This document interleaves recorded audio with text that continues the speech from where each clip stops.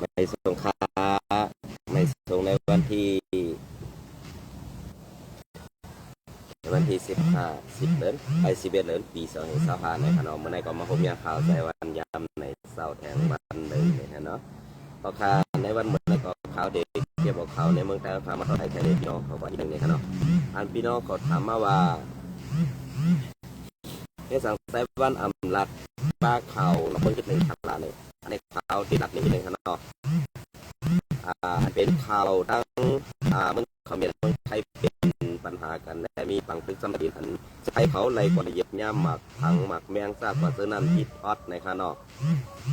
เวลากำปนำข้าวเต็มเลยรับต้มข่าวนอกเมืองก็เพื่อว่าข่าวนอกเมืองในข่าวผมในผู้เลยหันในคนส่งข่าวเมืองข่าวผมนี้ในขณะก็เพื่อตั้งไหนยังพี่น้องเขาใครของข่าวนอกวันนอกเมืองนั่นในขณะข่าวก็มีข่าวทั้งนอกเมืองเหยยก็เอาข่าวนั่นส่งมาปั่นข่าวใส่วันแหล่อำจังออกข่าวปันอันเตียต่อแหล่มันเมียนเพราะเขากว่าอ้างอิงข่าวเปิ่นมาคุยเมียวนั่นมันตีเป็นรองอันเขากว่าเอาข่าวเปิ่นมามังตีในเปิ่นเต็มใครปันคว้างเขาเสื่อนั้นค่ะเนาะเสื่อนั้นในข่าวใส่วันก็อ่ำไรเอามาต่อไต่แค่นี้พี่น้องเขากว่าอันเขาคาไรหันไรพูดได้ก็จะเป็นจอมแดนดินไทยเขาเมียนนั่นมีปัญหากันไว้มือในยามต่อเดียวในมันมีปัญหากันมาในข่าวตั้ง2-3 เดือนแล้วในขณะก็เป็นนั่นแหละไผ่ไทยในซัมเตอร์ล็อกไล่ตีหมู่ครีสีการอุปโอกัมปานำเสตาตีอุปโอเหกึดด้วยกันกึดด้วยกันกำในมาพอมาตัวลองกึดด้วยกันแต่กำขาวตีมาแตกกันทั้งเมืองไทยเขาขายเมืองเขมรในเมืองไทยในขณะไผ่ไทยในเอาลองกัดเย็นอุปโอเอาลองอุปโอนั่นเป็นยาเสก้อยกาไผ่เขมรในซ้ำเสื้อลอกไล่อันตีหักหลังอันตีในว่าเหมือนสักหนังหลักครบนั่นขนาดเนาะหลักครบป้อไหนก็มันเหมือนสักหนังว่าป้อไทยเขาลืมตัวอีก็ไผ่เขานั่นซ้ำเป็นอันไผ่ตาตีมาเฮ็ดให้กำซื่อเนี่ยค่ะเนาะพอค่ะในวันมันก็ย้อนกินกาแฟเองครับ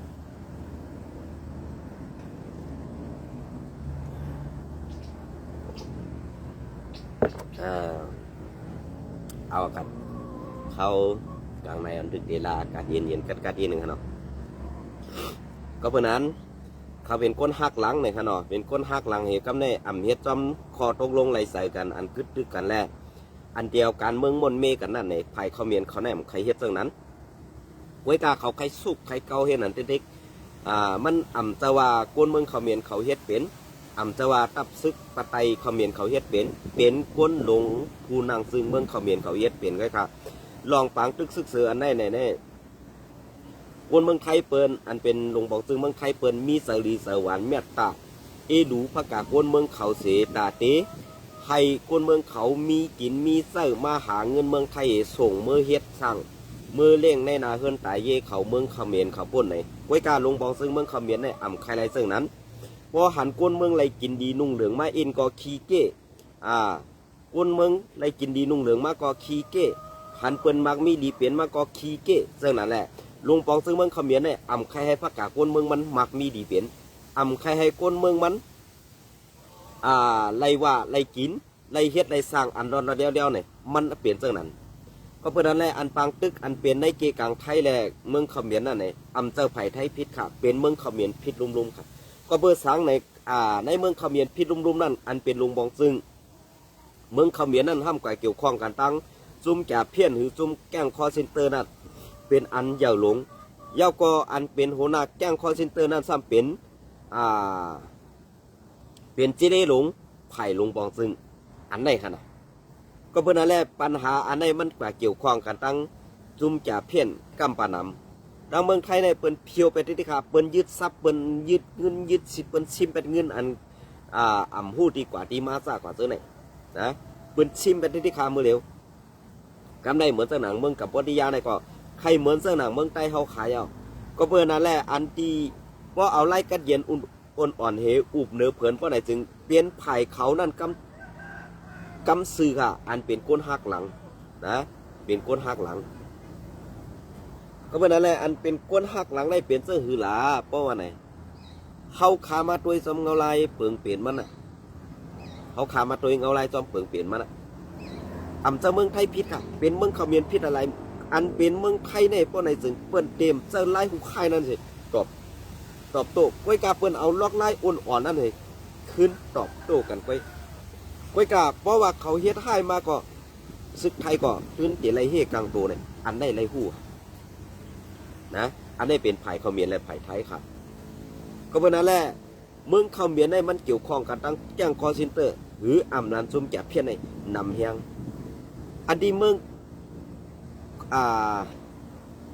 งกุริยาจารย์เขาในมากดหลังและใจแถมก้นเมืองเขาตาเจ็ดปากหมายวันนั้นอยู่ในเมืองเขมรกำในอันตีเปิ้นเฮ็ดนั่นเนี่ยอันตีเฮาอันตีเปิ้นแต่เมืองก้อนคอล่ะอันลูกล่างกลางเตาเปิ้นได้กว่าโตกอยู่ในนั่นล่ะอันเขาได้กว่าฆ่าเฮียมตายเป็นนั่นล่ะอันในขนาดอันเปิ้นปักตาไปโดยดีเมืองเขมรในวันเมื่อในเขมรตาที่หักหลังขึ้นเมืองไทยนั่นเฮ็ดกูไรกำในปอหลวงปองซึ่งไทยเขาเยี่ยนอำแล้วอำต่อปันวัดไว้อำต่อปันไว้อาขวางเหตุการณ์ก้นเมืองเขมรปานใด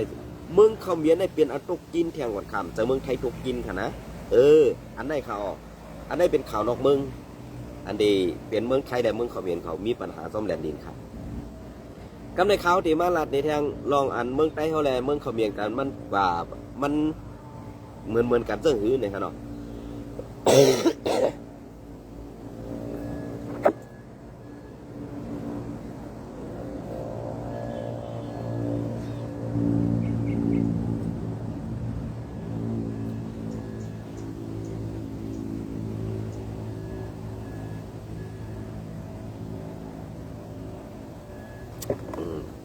มันเหมือนกันเสื่องหื้อเนี่ยครับกำในข่าวที่มาลัดนี้นะมืออันเฮาใต้หนังกันลงลายมือกึดตึกกันนั่นกูจุ่มเปิ่นลงลายมือกึดตึกจอมเฮาก้อยกาอันเฮาลงลายมือกึดตึกกันตั้งจุ่มสีอะไรจุ่มผีป้อไหนมันก็เหมือนกันได้กะนะก้อยกาเมืองเขาเมียนอะไรเมืองไทยในเปิ่นเก่าก้นดอกเมืองมาเป็นกลางฮะนะเปิ่นเก่าก้นดอกเมืองมาเป็นกลางก็ได้ว่าเขาเมียนเฮ็ดจังไหนเนี่ยก้นต่างเมืองอันเปิ่นนั้นมาเป็นศักดิ์ศรีหลักฐานมันมาตัวซอมเงาลายนั่นน่ะเปิ่นเต็มเข้าข้างเขาเมียนแล้วเบอร์เดมเข้าข้างเขาเมียนแล้วเจ้าไหนคะนะเบอร์เดมเข้าข้างเขาเมียนกำเนิดพอเขามาด้วยใต้เขาต่อใต้เขาสีตั้งผีลงลายมือกึดตึกกันกำเนิดจะว่าเขาลงกัน2ก้อก็ค่ะนะใจเขาลงกัน2ก้อกำเนิดอันเขาลงนั้นซ้ำกว่าจานเอาเจ้าคืออันเปิ้นหันดีกำเทียมหรือเขาน่ะมาเป็นก้นกลางเฮมาถ่อมยินกว่ากำเนิดอันเขามาตกลงเลยใส่กันเอาเจ้านั้นเจ้าไหนนางฮือเขาตีพิษกันนางฮือเขาตีต่อยหูกันนางฮือตีบังหูกันแท้นั้นเนี่ยกวนอันมาเปลี่ยนกลางนั้นทำเป็นกวนเจ้าคืออันอ่ำเกี่ยเขาอันอ่ำใครเขาป้อมกันเนี่ยอันได้แล้วมันบอกว่าลองการวันการเมืองการอุกเปิงวันเมืองการเหตุการณ์ต่างๆตามเนี่ยพอเขาอ่ำหมอทัดสังทีเนี่ยเขาเป็นคอตกตกซุ่มเปิ้นตั้งปึกครับเปิ้นเอาเฮียงเขาขึ้นตัดเฮียงเขาเปิ้นเอาตั้งหูเขาขึ้นตัดตั้งหูเขาเปิ้นเอาตั้งกัดแขนเอาขึ้นตัดตั้งกัดแขนเอาอันนี้ผู้อ่อนโหใต้เขาขาดลืมบ้วนแปด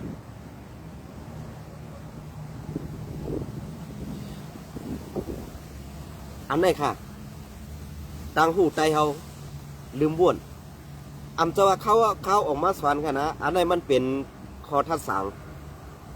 การเหตุการณ์ตาเสื้อสัตว์การเหตุการณ์ในมุกจุมการเหตุการณ์ตาไตในวันมื้อนี้มันเปลี่ยนเสื้อนั้นพวกเขาขามาลาดลองนั่นลองในสมาก้นออกข่าวไล่สวดอ่ำไล่ก็ไม่เป็นก้นย่าในเกกลางตับซึกเนี่ยก้นออกสั้นเปี่ยมเจ้าไหนตึกกึดนำอยู่ค่ะในตับซึกหมังตับซึกนะตึกกึดนำอยู่ก็เพื่อนั้นแหละอันกึดนำในไหนมันเป็นเสื่องหือหลาก็เพื่อหมอเฮียนหูการเมืองหมอเลเพียนการเมืองเฮ็ดการตาซื่อสัตว์มาเสียปองแหละตาตีลาดว่าเจ้ามิ่งตับซึกนั่นเหเป้กินก้นเมืองไปเนี่ยมันวนไรเสื่องไหนกันแหละมันจังขึ้นใหญ่เฮืองไหลจังขึ้นใหญ่เฮืองไรค่ะเพราะว่าขึ้นใหญ่เฮืองเนี่ยกับในก้นเมืองเขาขาดตีมักมี5เนี่ยจังมักมีครับก้นเมืองเขาตีกวาด1,500ในนาลงกว่าแท่งก่อนเขานะนาลงกว่าแท่งก็เพื่อเจ้านั่นแหละอันเขาคาใจวันออกมาลาอยู่กูว่าในใจว่าใครย่าในเกกลางตับซึกเขาค่ะใครได้วองพร้อมผมกันตับซึกลาใจก็เพื่อตับซึกในวันเมื่อได้เป็นตับซึกหลายๆก็หู้จีการเมืองหู้ไล่ตาตีต่อสู้หู้ลอกไล่ตาตีเอาขึ้นเมืองก้อนขอนวันหู้ซ้ำใครเมืองก้อนขอนั้นซ้ำใครกว่าย้อนเอาดีมันเหมือนเจ้าหนังสาวคือขอย้อนดีมันไปอันนี้มันเป็นพิษปักเบืองหู้จีการเมืองเมืองเฮาเนี่ยดูเลยกว่าย้อนดีมัน คำหลวงไรกว่าย้อนดีมันมันเป็นเมืองเฮาล่อนๆนั่นแหละมันเป็นเมืองเฮาใหญ่ๆเฮาซ้ำเตะใครกว่าย้อนเอาดีมาในใครอุบเปิงใครอุบเปิงใครเป็นปีแน่วัดอ่อนตอนหนึ่งเหมือนเจ้าจุ่มเจ้าคืออ่อนนั่นแหละผู้อ่อนหูก็ได้เป็นอันผู้อ่อนหูงือเต้ๆครับนะเป็นผู้อ่อนหูงือเต้ๆครับก็เบื่อผู้อ่อนหูงือในตาที่ขึ้นสร้างขึ้นสูงนั้นมันมีอะไรครับนะมันมีอะไรก็เพื่อนั้นแหละมันที่หือมีอะไรล่ะก็เพื่อว่าการอันมันเฮ็ดในมันเฮ็ดปันตาเสื้อซาเขารู้มันเฮ็ดปันตาปืนลุ่มดูเนี่ยอันในข่าว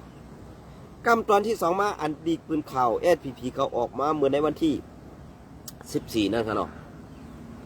วันที่กระหือได้คำหูคำต้องกำข่าวที่มาพัดคอเนี่ยพี่น้องเขาไปมาถ่อมกันจำกันก็เบื่อเปิงเปลี่ยนอันไหนมันเป็นเปิงเปลี่ยน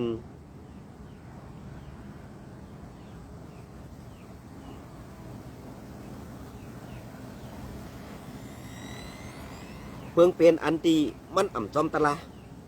เขาหนังกันมาอุบกันซ้ำมาสันเอาก้นออกมาเป็นกลางคู่อยู่จุ้มเจ้าในคำเกี่ยวเขาคำใครเขาพร้อมกันสังว่าSPPพร้อมRCSบ่ได้จึงตาเตเอาเมืองใต้ก่อนขอเลยอ่ำยากค่ะเพราะว่าเขามีเฮียงบ่ได้จุ้มเจ้าคืออ่อนเจ้านั้นตื้นเดียนหามันตื้นเดียนหาใต้เขาในวันเมื่อได้เปิ้นเดียนหามันก็สังเปิ้นโกสูพร้อมกันเลยนะเปิ้นโกสูพร้อมกันเลยก็เพื่อการพร้อมกันในมันเป็นเฮียงเขาอันดีเพราะว่า2ทับซึกในSPP ซ้ำยอมรับตัวเป็นปิดจุจิตซ้ำยอมรับซ้ำแดนโกนเมืองแหละแดนลูกน้องตะเปียวเขาเป็นจุ่มซึกทุกเพื่อเนินตีนั่นในหมุกซุ่มSPPเดียวนั่นเป็นปิดจุจิตมาปียาวเข้าถึงเขาตั้งถึงมาโตเลียวในก่อนเขาอำตึกอำยืมันอำข้างนาตีอำคะเลยลองกัดเย็นอำคะเลยลองยิ้มเศร้าให้เป็นหน้าที่ของตัวเจ้าเขาอุบเปลืองลุ่มๆอำเจอSPP ในเฮ็ดมาเตรียมเมื่อปีปานเหลือเฮ็ดมาเตรียมเมื่อไปมีปีจุจิตบางแรงใสปีจุจิตจุ่ม758ปีจุจิตรับจุ่ม7กาดิอำไปมีเขาเส้นไหนSPP เปลี่ยนปีจุจิตมาอ่อนตั้งทั้งหมดทั้งเสียงก้อยกาSPPเนี่ยเอาลองตั้งว่าเฮ็ดการตาเสื้อจัดเหรียญลูกน้องตะเปีว่าเฮ็ดการตาวันเมืองในเซนเหรียญมาตาสิว่าอำเจอปีจุจิตก้อยกาคำยอมหับก้อยกวนตั้งนอกด้วยนั่นเป็นจุ้มปีจุจิตวันให้ตั้งปึกขาในวันเมื่อไหร่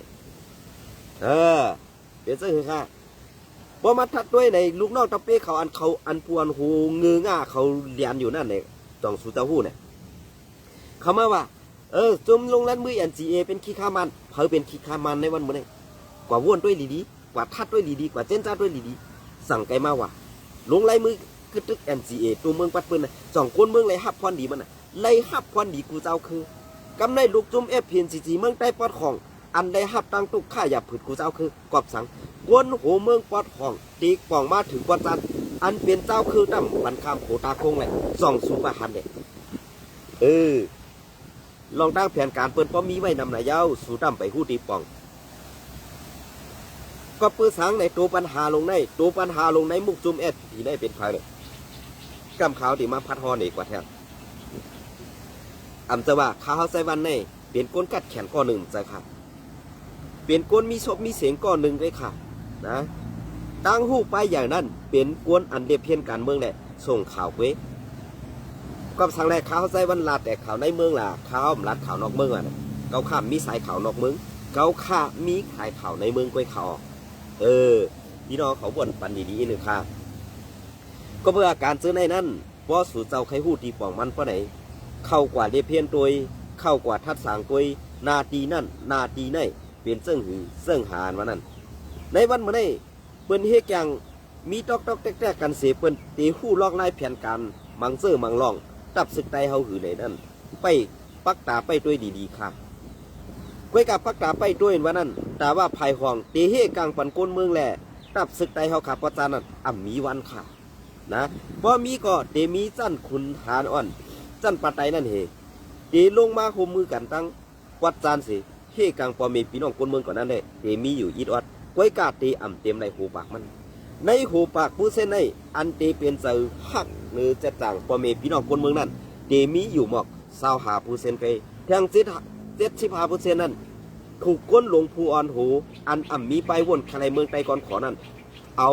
ตังหูอันจันเตียมนั้นกว่าใส่ในหูเขากำปานำ75%ค่ะในวันมื้อนี้ใส่เพิ่มใส่ไหนขึ้นก็วนไปขนาดข้ามเลยว่ากูก็ขนาดเผยเลียดก็ใหญ่ผิดใส่ขนาด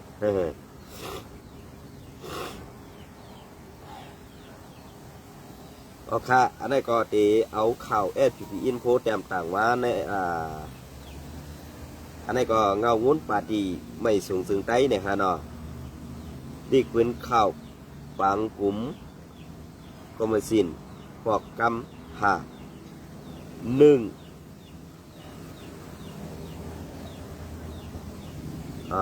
อันนี้ลีกปืนขาวในลงมาเหมือนในวันที่13ครับเนาะวันที่13 11เดือนปี2025 1ปางกุ๋ม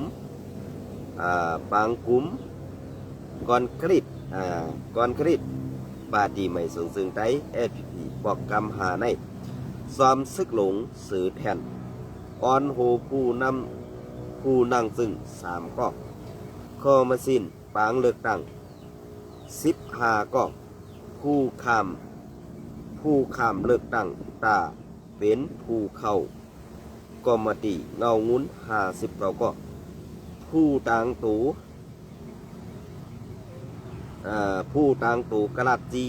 ความไต้ป่องว่าสังผู้ขนาดกระลาดจีในป่องว่าสังคามผู้กระลาดจีใจหญิงโฮม2 ปาก57ก็มุกจุ่มนางหญิงเข้าโฮม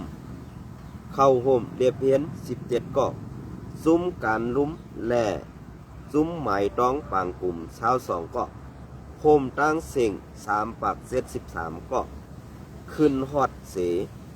ไล่เฮ็ดสั่งมาดีเงางุ้นSPPวานไห้เมื่อในเดือน11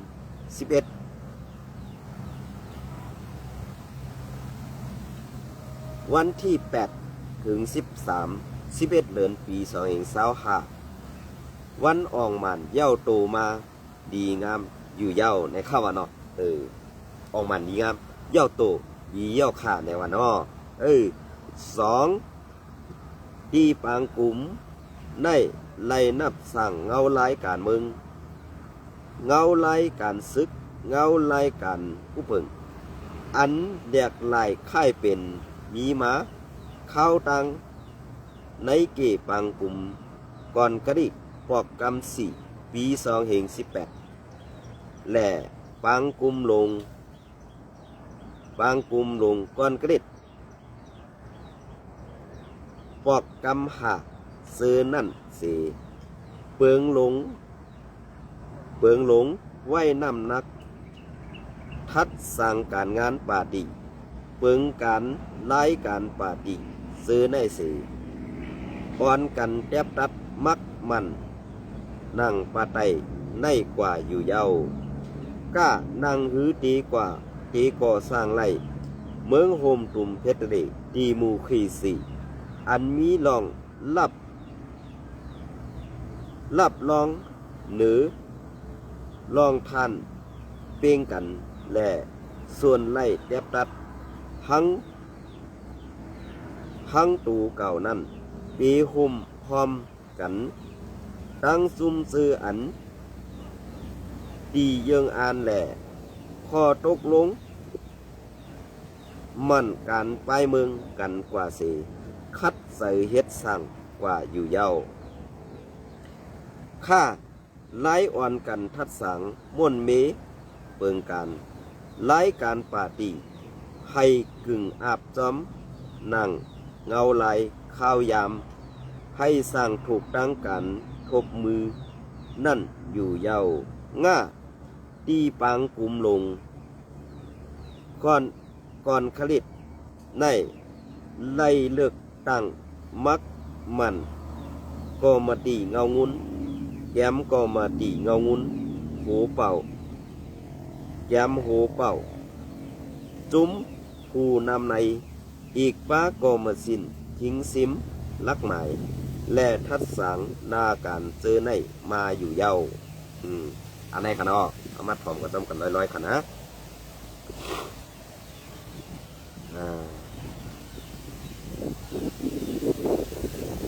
ง่าตีปังอุ้มลง งก้อนกระลิดไล่เลือกตั้งอย่าน้อมขันเนาะ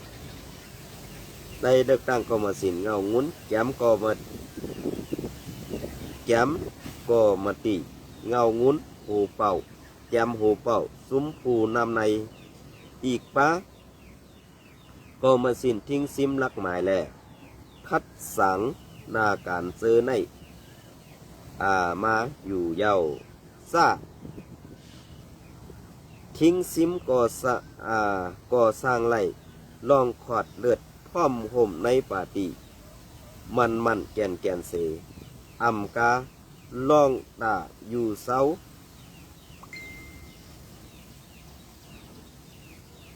ลองตาอยู่เสาย้อนน้อมกันเนาะพร้อมห่มกันตั้งกูซื่อสัตว์เจ้าคือนั่นตีสืบเอ็ดสั่งซ้อมหมู่เปิงพิงห่มเสารวยกันกัดเย็นในคบมือกว่าอยู่เย้านะครับเนาะ ซานังหือซุ้มแหลนเงินออนไลน์อันตุ้มย้อนหนือพรปีกูเมืองแหล่อันตุ้มตื้อตรงวงกลในพื้นที่เขาเดอำไลมีในนาตีแหล่ให้ยาเมากำยศสางมดหายนั่นก็เดสืบกุมกำกว่าอยู่เย้า3ซ้อมนั่งคอแทบรัดอันลูกตีปางกลุ่มลงก้อนกริดปอกกำหาแทบรัดตำวังลงกว่านั่นผู้เข้าป่าตีไม่สูงจึงไตกูก็ตีไล่ตุ้งถ่อมเฮ็ดจอมมันแก่นอยู่เย้าก้อนกริดปอกกำหาป่าตีไม่สูงจึงไตFPPตีกับ10เศร้าซึกลงพงหันไม้พงในขนมไม้พงเดิมลงปลาขนม อันไหนกันนะพอเขาคามาด้วยพอเขาคามาทัดด้วยลองในดิกปืนข่าวกูลองในFPPเขาเฮ็ดจอมไรเสียลองครับเย่าก็อันตีมักมันว่าเป็นวันที่11ในนาตีหรือในนาตีหรือในขนมในนาตีหรืออันFPPอุบเปิงกุ้มกำพอดถึงแหละเดอำให้มีจมจัดเพี้ยนวันที่10เมื่อได้11 12 13 14 15เมื่อได้ยาวไปไล่หันFPPเอาขาเพียวมวยดีนันดีในซุ่มจ่าเพี้ยนอันอยู่ไว้ดีในเฮายอบไรกันได้ดีในยอบไรกันได้ดีในยอบไรกันได้ไปหันข้างก็เพื่อนนั่นแหละลีดปืนข่าวเสื้อในมันเป็นลีดปืนข่าวอันหลอกแลนตาปอเมพี่น้องคนเมืองอันเฮ็ดว่าเฮาบางกลุ่มเย้าเฮาตีตัดแปดทัดเมจังไหนก้วยกาอันมีข่าวออกมาเต้FPPเฮ็ดเสือโคซึกFPPไว้นับโหเฮงผืนแหละตาตีเอามอบอับปันในมือซุ่มจ่าเพี้ยนซุ่มหมอแหลนั่นสิตีเอาหลอกตาซุ่มเขแหละกุนนอกเมืองเขากว่าแทงนั่นเลยFPPเขาแลว่าอยู่ WSA พอมีการวางแผนอันในเย้าก็เพื่อว่าอยู่ WSA ในไล่พรดีเต็มเย้าก็เพื่อนั่นแหละอันตุกซุ่มแลอันเดและหับตังเส้นนั่นเป็นFPPเต็มเย้าค่ะในวันมื้อนี้เป็นFPPเต็มเย้าค่ะก็เพื่อนั่นแหละอันที่เขาข่าวออกมาลาดว่าFPPและหับเจ้าหือหลานซื้อโคซึกอันสูนุงใส่นั่นมันเป็นคือโคซึกอันมีกาขันก้วยกาสูอ่ำไว้กาขันสูเอาไม้เฮ็ดแผ่น7ตีนแลแผ่น7มือเปื้อนอยู่กวนนี่อันนั่นแหละเป็นรองตกแต้มของในหมู่ซุ่มFPPเขาในวันเมื่อได้ปดเอาเจ้าพงหานแหละเจ้าซึกลงสือแทนได้ออกป้อได้ซึ่งเมืองใต้ในแลบเตกัดเย็นก็ไรเพราะว่าเขาเสื้อในตึกอยู่ในหมู่ซุ่มFPPเขาขายอยู่ป้อได้ซึ่งตาตีขึ้นยาวเฮืองนั่นอ่ำมีเมืองเอาค่ะตาตีกัดเย็นก็อ่ำหันเย้าค่ะตาตีมืดรับสิ่งกว่าแทงนั่นพอมีพี่น้องคนเมืองเขาค่ะกาไข่หาขละเสียงไพ่นั่นก็มันตื่นอ่ำมีตาตีฮือแรงเย้าเนี่ยอันได้ขาเขาใส่วันผักไว้เป็นเสื่องในขาออกเป็นเสื่องหือค่ะว่าเขาขามาตัวเงาลายอันในดีเจนซาเย้า5อ่ำไปดีเจนซา5ในขึ้นวนด้วยกันดีๆค่ะก็เพื่อนั่นแหละแผนการอันในเมืองใต้ปนของในมันดีเป็นแผนการสังว่าเป็นแผนการอันตีเข้าแห้งมาแทงก็FPPนั่นดีเป็นเครื่องมือเปิดแทงกำหนึ่งก้อยค่ะนะกำได้เหมือนจังหนังเพราะว่าFPPได้ย่อมถอดเป็นเสื้อโค้ชเสื้อเกเอาให้จื้อเสียงเนานั่น ออก8เหตุกรรมหนึ่งล่าง8อันมีหนอนนั่นเหตุกรรมหนึ่งเพราะไหนซึ่งอันนั้นเพราะว่าล่าง8เหตุเพราะไหนล่าง8มดเหมือนจะหนังจุ่มRCSมือปันคุณสาก็ว่านี่เจ้าจะซึกเป็นMTA เจ้า MTA เปิ้นล่าง8โมเดลกำไรขึ้นมาเปิ้นล่าง8อันตูอันเนามดเรากำไรเขาขึ้นมาเข้าเป็นอันใหม่ๆกำไรลองเกี่ยวข้องยามเมากำเส้นนั่นเนี่ยมันเกิดในมุกจุ่มมันก็อันอ่ำพันดีแหละนี่เจ้าจะซึกเป็นจุ่ม NPA อันยามเฮ็ดยาในเสมาเซนี่เจ้าเฮาอยู่ที่ในวันเมื่อในนาทีเจ้าเฮาอุบเปิงนั้นคงตุมยามีดีเลยเลยมันอ่ำมีสู่เจ้าลงกว่าทัดสังด้วยไรกูตีนะครับเนาะด้วยกาอันเป็นคนในมุกซุมยุคาอ่ำพันดีแหละอ่ำกำแถมเดินเจ้าเฮาแหละใครเซ่ใครนี่เจ้าเฮาอยู่วันนั้นเลยมันตึกเป็นดวงยุกย่อมในมุกซุมผีไว้ในวันเมื่อในสังว่าโหนาแก้งจุ่มปีจุจิตอันยามเฮ็ดมาปียาวเข้าหึงนั่นอ่ำกว่าย่อมเฮ็ดปีจุจิตยาวบ่ได้จึงอันแตกวาดผาดออกในถอดแปดเชือโคอันผีเฮ็ดออกกันเห็นไตผีข่าเลี้ยงปันจุ่มสีตั้งโมเราเนี่ยอำนั้นก็ข่าเลี้ยงปันมันตั้งโมเราเนี่ยบ่ก็ข่าเลี้ยงปันมันได้มันก็ไปเปลี่ยนไปแลกไล่เชือโคนั่นสังว่ามาข่าปันจุ่มสีเนี่ยเขามาเปลี่ยนแปลงแลกไล่แบบเป็นอันลายหมดเลยอันเขียวนั่นมันเน่าเยี่ยวเนี่ยเขาเอาลอยกว่าเขาเอาลองนำเป็นให้กำหนึ่งว่าเอาลองนำเป็นกำหนึ่งกำเนี่ยเลยลองความห่มในเสื้อสาเจ้าปนไหนซึ่งจังไกลขึ้นมือนับควรขึ้นมาว่าเฮาตีเฮ็ดจังหือว่ามีพี่น้องคนเมืองตีหันดีจังหืออันนั้นคนเมืองไตแหละตับซึกไตเฮาเฮ็ดการง่ายค่ะอันเฮ็ดการหยาบอยู่ในบ้านเมืองได้นั่นมันเป็นตับจุ้มปีจุจิตอันผีอ่อนโหนั่นก็ค่ะนะจุ่มปูจิตอันเปิ้นเฮ็ดเต้ๆนั่นในเปิ้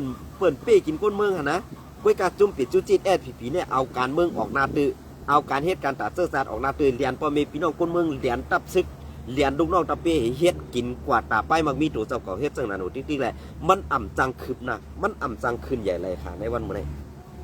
นะมันจังขึ้นใหญ่เลยค่ะเพราะสู่เจ้าอ่ำฮู้ที่ปองมันได้ขึ้นคัดด้วยดีๆนะขึ้นคัดด้วยดีๆก็เพื่อนั่นแหละข้าเฮาใส่วันออกมาลัดนี่อ่ำจะว่าใครซิก้วยการลองตี้นี่ให้ไผ่มุกซุมผีอยู่ค่ะเฮ็ดปันดีๆอีกนึงค่ะ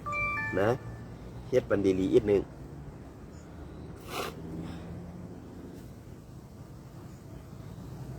เพราะว่าอ่ำเฮ็ดเนี่ยก็มันตีเปลี่ยนลองตุ้มตื้อในการสื่อสารเขาขาดติ๊กๆนั่นครับถึงมาเข้ามาหลายวันแล้ว11 12 13 14 15เข้ามาหาวันแล้วไปเลยหันได้นาทีผีเขับเพียวมวยจุ่มแก่เพี้ยนสีซุ่มอันนี้ก็ขับปักตาไปด้วยอยู่ครับนะลีกปืนขาวนั่นออกมาไว้ให้สังฆะออกมาไว้ตาไว้เหรียญก้นมึงตามาไว้เหรียญว่ามีพี่น้องก้นมึงใส่ห้ามใส่เนี่ยสู่เจ้าขึ้นกว่าพ้นด้วยฝั่งเมืองขนาดไหนถูกคือพิษในอยู่ที่สู่เจ้าแว่นั่นแหละเขาคาดเติมมอลัดความสังเนี่ยอันก็คาเลยพัดคอมาในชุมยามเพชรจอมลีกปืนขาวนั่นเสพบอกเย่าก็ลองพ่อมผมนั่นก็อ่ำยามเพชรมาจอมการตกลงไหลใส่กันเสพบอกเพราะว่าสายพงหันหรือเจ้าซึกลงสือแทนอันว่าไหน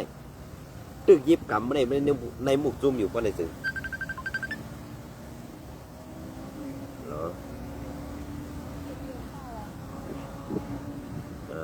กินไข่ไงนี่อะไร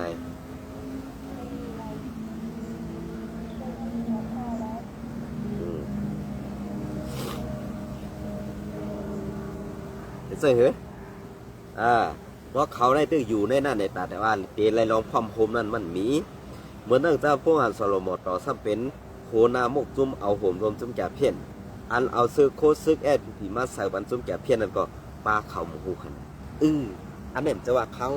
ใส่ให้ขนาดมันเป็นลองเต้หลายๆเขาเอามาต่างลงแทนเขาแหละอันเฮ็ดออกไว้ดูก้นใส่มันในวันเมื่อในเฮ็ดออกมาหัวเหียงย่อมไปป้อใส่ก่อนขยโยซื้อโคซึกผีแล้วก้นใส่มันนำแห้งเป็ดข่าวนะอันเป็นผายขาวผีนั่นเอามาเตรียมต่างลงแทนค่ะ เอามาเตรียมต่างลงแทนกันนะดีในขึ้นกอดทัดด้วยขนาดครับให้มันเหมือนในกอดีเอากันในก่อนค่ะเนาะดีเอาหมอกในเหดีมาต่อไต่ไข่ดีพี่น้องของขัดแหงปอดอ่อนตอนหนึ่งวันตั้งนะไปมากับไปมาติดตามแบบปันแหงขาวใจวันนั่งเศร้าอยู่ทุกข่าว ใจวันแหละตั้งเศร้าอยู่ทุบใจวันใหม่ไรอยู่ค่ะยกก็เป็นตั้งเพจก็ที่เป็นเพจข่าวลุงใจวันแหละลองบนซื้อเนี่ยเข้ากว่าไปติดตามข่าวทั้งในเลยนะสิครับอันได้อำใจข่าวลองบนลองเส้นนี้ค่ะเป็นข่าวใครไรลองบนเมเพราะว่าลองบนเมไปมีเฮาคาก็ลองเส้นนี้อันว่านั้นเฮาคาก็เต็มขึ้น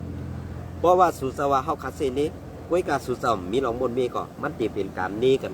นมาให้เสนอไหนกันครับนะฝากถึงผู้ใหญ่กุโหลเขาผู้เจ้ากุโดนกุปาให้ด้วยถึงความมีพี่น้องคนเมืองเฮาขาอันใดตุกข่าอันใดหยาบผืดอันใดไปอันใดเฮ็ดเฮือนอยู่จอมคางตั้งซากว่าเจ้านั้นอย่าให้หันหูข้อตาสู้เจ้ากินเนื้อเผื่อนเขาเจ้านั้นกินเนื้อลิ้นให้ด้วยหันเขาปองค่ะอ่ำจะว่าเงินคำนั้นเฮ็ดไรกูอันเฮ็ดไรกูลองเฮ็ดไรกูอันเฮ็ดไรกูลองด้วยการสู่เจ้าเฮ็ดเนี่ยมันไปถูกเฮ็ดให้ลูกล่างกลางเต้าสู่เป็นก้นหมึกก้นเรื่องกว่าเสื่อสู่ไว้ค่ะอันนี้พาให้ผู้ใหญ่ก้นโหลเขาง่วนหันถึงกลางเสือก้นเมืองอีกหนึ่งในขณะยินจมในใหม่สูงกูก็ค่ะ